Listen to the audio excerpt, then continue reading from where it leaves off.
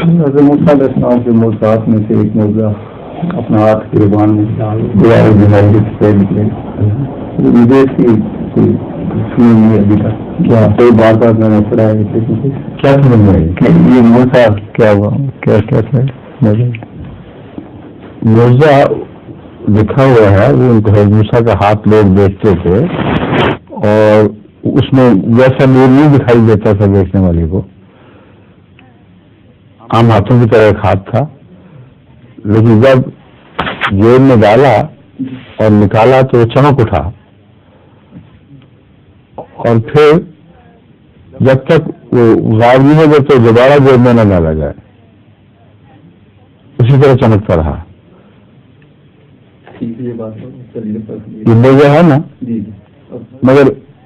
یہ وجہ کیا ہے کہ دوبارہ ڈالے تو پھر اس کی عمر دور ہو، از خود چمکنا دور ہو۔ ایک ایسا معجزہ ہے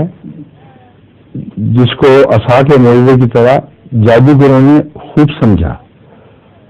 اور ان سے بہتر گواہ نہیں تھا کہ یہ جادو نہیں ہے،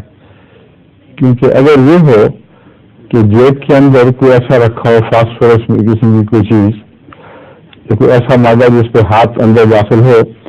تو یہ چمک اٹھے، یہ ممکن ہے۔ آج کی کیمیا کے لحاظ سے تو کوئی مشکل نہیں ہے ایسی ترکیب بنانا۔ اس زمانے میں اگر کسی کو علم ہو گیا ہو تو یہ بھی ہو سکتا ہے،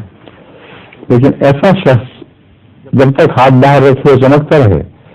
تو رفتہ رفتہ اس کو مٹ جانا چاہیے اس روشنی کو، لیکن دوبارہ داخل کرنا اس لیے ضروری ہے تاکہ یہ غلط فہمی کلیت مٹ جائے کہ جس جگہ سے اس نے نور حاصل کیا تھا اگر مصنوعی تھا تو وہاں دوبارہ جا کر اس کا نور تازہ ہونا چاہیے، مٹنا نہیں چاہیے۔ اس لیے جیب کے اندرونوں میں کوئی چیز داخل نہیں کی گئی، مکمل معجزہ بنتا ہے۔